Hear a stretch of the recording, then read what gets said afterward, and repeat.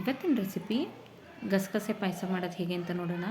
ಗಸಗಸೆ ಪಾಯಸ ಅಂದರೆ ನಾರ್ಮಲ್ ಗಸಗಸೆ ಪಾಯಸ ಅಲ್ಲ, ಇದು ಒಂದು ತರಕಾರಿನ ಬಳಸ್ಕೊಂಡು ಮಾಡ್ತಾರಂಥ ಪಾಯಸ. ತುಂಬಾ ರುಚಿಯಾಗಿರುತ್ತೆ, ಕ್ವಿಕ್ಕಾಗಿ ಸಹ ಮಾಡ್ಕೊಬೋದು. ಯಾರೇ ಗೆಸ್ಟ್ ಬರ್ತಾರೆ ಅನ್ನೋ ಟೈಮಲ್ಲಿ ಅಥವಾ ಹಬ್ಬಗಳಲ್ಲಿ ಮಾಡ್ಕೊಳ್ಬೋದು. ಗಿಲ್ಟ್ ಫ್ರೀ, ನಾವು ಡಯಾಬಿಟಿಕ್ ಇರೋರು ಸಹ ಸ್ವಲ್ಪ ಮಟ್ಟಿಗೆ ತೊಗೊಳ್ಬೋದು ಇದನ್ನು.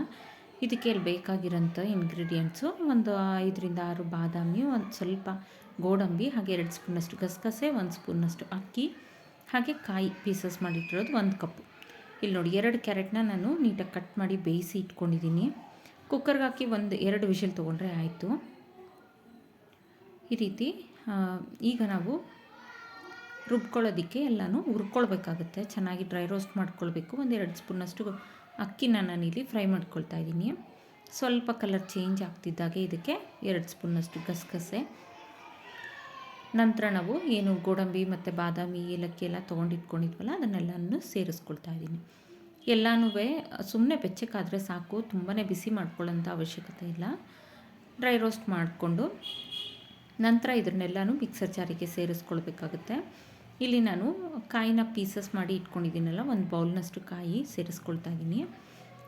ಹಸಿ ಕಾಯಿ ಇಲ್ಲ ಅನ್ನೋರು ಒಣಗಿರೋಂಥ ಕೊಬ್ಬರಿ ಸಹ ತೊಗೊಳ್ಬೋದು. ನೋಡಿ ಈ ರೀತಿ ಎಲ್ಲನೂ ಹುರ್ಕೊಂಡಿರೋಂಥದ್ದನ್ನು ಇದಕ್ಕೆ ಸೇರಿಸ್ಕೊಳ್ತಾ ಇದ್ದೀನಿ.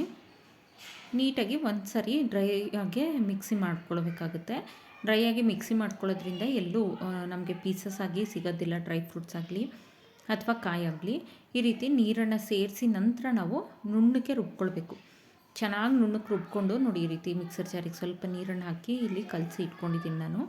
ನಂತರ ಅದೇ ಜಾರಿಗೆ ನಾವೇನು ಕ್ಯಾರೆಟ್ನ ರುಬ್ಬಿ ಇಟ್ಕೊಂಡಿದ್ವಲ್ಲ ಅದನ್ನು ಇದಕ್ಕೆ ಸೇರಿಸ್ಕೊಳ್ತಾ ಇದ್ದೀನಿ.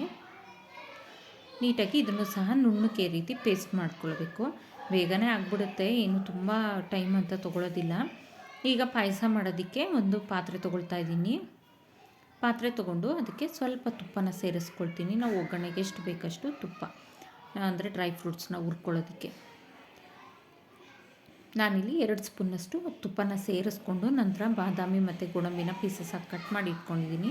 ಅದನ್ನು ಸೇರಿಸ್ಕೊಂಡು ನಂತರ ಅದು ಸ್ವಲ್ಪ ಕಲರ್ ಚೇಂಜ್ ಆಗ್ತಿದ್ದಾಗೆ ಇದಕ್ಕೆ ನಾನು ದ್ರಾಕ್ಷಿನ ಹಾಕ್ಕೊಳ್ತಾ ಇದ್ದೀನಿ. ಯಾವುದೇ ಡ್ರೈ ಫ್ರೂಟ್ಸ್ ಹಾಕ್ಕೊಳ್ಬೋದು ನೀವು. ಚಿರೋಂಜಿ ಬರುತ್ತಲ್ಲ, ಚಿರೋಂಜಿ ಸಹ ಹಾಕ್ಕೊಳ್ಬೋದು. ಪಾಯಸಕ್ಕೆ ಹಾಕ್ತಾರೆ ಅಡುಗೆ ಭಟ್ರೆಲ್ಲ, ಅದನ್ನು ಸಹ ಹಾಕ್ಕೊಳ್ಬೋದು. ತುಂಬಾ ಟೇಸ್ಟಿಯಾಗಿರುತ್ತೆ ಅದನ್ನು ಹಾಕೋದ್ರಿಂದನೂ. ಈಗ ಇದನ್ನು ಚೆನ್ನಾಗಿ ಫ್ರೈ ಮಾಡಿಕೊಂಡು ನಂತರ ಇಲ್ಲಿ ನಾವು ಕಾಯಿನ ಏನು ರುಬ್ಬಿ ಇಟ್ಕೊಂಡಿದ್ದೀವಲ್ಲ ಅದನ್ನು ಸೇರಿಸ್ಕೊಳ್ತಾ ಇದ್ದೀನಿ. ಲೋ ಫ್ಲೇಮ್ ಮಾಡ್ಕೊಳ್ಬೇಕು, ತುಂಬ ಹೈ ಫ್ಲೇಮ್ ಇಟ್ಕೋಬಾರ್ದು. ಈ ಪಾಯಸ ಮಾಡಬೇಕಾದ್ರೆ ಹೈ ಫ್ಲೇಮ್ ಇಟ್ಕೊಂಡ್ರೆ ಹೊತ್ತೋಗ್ಬಿಡುತ್ತೆ. ನೋಡಿ ಈ ರೀತಿ ಎಲ್ಲ ಕಾಯಿ ಪೇಸ್ಟ್ ಏನಿದೆ ಅದನ್ನೆಲ್ಲ ಹಾಕ್ಕೊಂಡು ನಂತರ ಇಲ್ಲಿ ನಾನು ಕ್ಯಾರೆಟ್ನ ರುಬ್ಬಿ ಇಟ್ಕೊಂಡಿದ್ವಲ್ಲ ಅದನ್ನು ಸಹ ಸೇರಿಸ್ಕೊಳ್ತಾ ಇದ್ದೀನಿ. ಆ ಪೇಸ್ಟನ್ನು ನೀಟಾಗಿ ಇದಕ್ಕೆ ಸೇರಿಸ್ಕೊಳ್ಬೇಕು. ನ್ಯಾಚುರಲ್ ಕಲರು ತುಂಬ ಚೆನ್ನಾಗಿರುತ್ತೆ ಪಾಯಸ ಅಂತೂ. ಒಮ್ಮೆ ಟೇಸ್ಟ್ ಮಾಡಿ ನೋಡಿ, ಮತ್ತೆ ಮತ್ತೆ ಇದನ್ನೇ ಮಾಡ್ಕೊಳ್ತೀರ ಪದೇ ಪದೇ, ಅಷ್ಟು ರುಚಿಯಾಗಿರುತ್ತೆ. ಬೆಲ್ಲ ಹಾಕಿ ಮಾಡೋದ್ರಿಂದ ಆರೋಗ್ಯಕ್ಕೂ ಸಹ ಒಳ್ಳೆಯದು. ಸಕ್ಕರೆಗಿಂತೂ ಬೆಲ್ಲ ಉಪಯೋಗಿಸ್ತಾ ಇದ್ದೀನಿ. ಅಥವಾ ನೀವು ಬೆಲ್ಲ ಬೇಡ ಅನ್ನೋರು ನೀವು ಕಲ್ಸಕ್ಕರೆ ಸಹ ಉಪಯೋಗಿಸ್ಕೊಳ್ಬೋದು, ಅಥವಾ ಡೇಟ್ ಸಿರಪ್ ಬರುತ್ತಲ್ಲ ಅದನ್ನಾದರೂ ಉಪಯೋಗಿಸ್ಬೋದು.